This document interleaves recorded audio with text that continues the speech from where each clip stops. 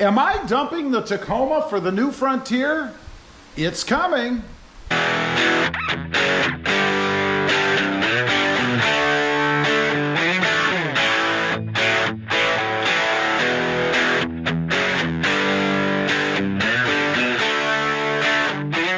Good morning, everybody, and welcome back to RobMotive. So the question is, am I going to be buying the new Nissan Frontier?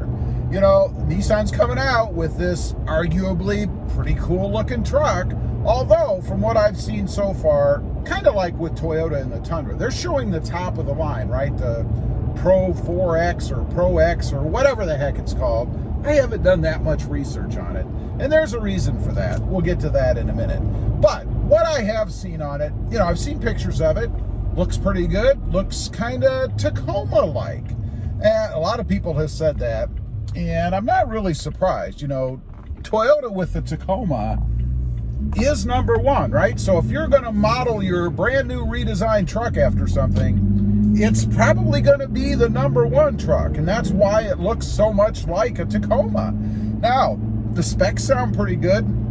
I think like 300 horsepower, some more towing, some more hauling. Of course, it'll be equipped with all the latest and greatest gadgetry. But so is the Tacoma right now. I mean, we've got pretty much everything inside the new Tacoma, with the exception of wireless Apple CarPlay and Android Auto. That's really the biggest thing I can think of, other than a giant screen and, you know, getting picky. But that's really it. It's the only thing that I think the Tacoma at the moment is really lacking. So what are you going to get? Well, you're going to get a little more horsepower. You're going to get a little more towing, and you're going to get a little more payload probably. But let's face it, you know, what do most people use a mid-size truck for? I mean, if you're really into payload, you know, big payload numbers and towing, then I would guess you'd probably be more served to go with a full-size truck, which we're not talking about right here. So let me give you the answer. I'll give you the answer right now, and that is no. I mean, the only way I would consider going with any other truck is if it just blew my socks off. And I don't see that happening with the Nissan Frontier. I think it's going to be an improvement for sure. I don't know that it's going to be that much more powerful or quick, I should say, especially since I have the Sprint booster on here. I can't imagine them beating that. And are they going to have a manual transmission? Yeah, I haven't heard anything about a manual transmission, and frankly, I'd be surprised if they do. You know, the manual is on its way out, and there's only, what, 2 different brands you can get a manual on right now? The Toyota Tacoma and the Jeep Gladiator. I don't see them adding that. So for me, I would lose my manual transmission, which is a big reason why I bought this Tacoma anyway. Now, another thing that I've considered, because let's face it, I am a truck guy and I do like to experience new things. So I'd be lying if I didn't say it hadn't crossed my mind. I mean, to the nth degree. But, you know, another thing I have to consider is, you know, what can you do to it?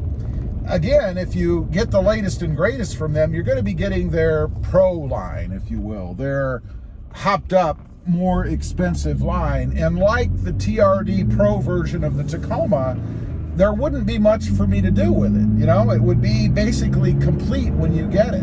But speaking of things to do with it, you know, Toyota, I think, other than maybe Jeep, has the broadest selection, both in choices and numbers, for aftermarket mods out there.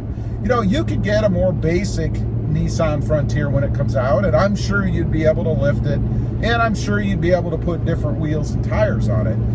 But what are you going to do after that?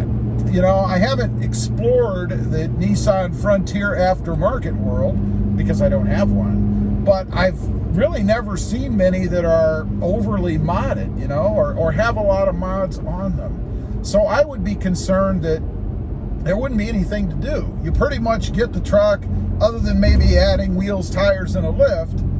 You know, what else are you really going to do with it? Do they offer all of those aftermarket grills, taillights, headlights, all the kind of stuff that Toyota has, the Tacoma has in the aftermarket? I don't know. My other concern, and this is a big one, is reliability. You know, I did have a Nissan Frontier about 328 years ago, and it was a good truck. I don't really have any complaints about it other than it was very, very thirsty. I think I was getting somewhere in the 8 to 10 mile per gallon range in that truck. I certainly hope that they're going to be improving on that with their new offering that's coming out. But it was horrible. Otherwise, it was pretty pedestrian. It was very bland inside. Frankly, it was fairly bland outside. I think the one I have, which didn't help a lot, was gray. So that was before my modding days, before my truck awakening. So it was okay, and it had decent power. I'll give it that. It did get up and go, and that's probably why I didn't get such great gas mileage, is because I did get up and go in it. I did like driving that truck. But, you know, my biggest concern with the new one, as I am with any new model that comes out, this isn't really just Nissan specific, but that is reliability. You know, they are redesigning this truck from the ground up, it sounds like, and everything in it is going to be new, either in itself, in other words, some new creation for the truck, or meshed together with other things that it really hasn't been with before.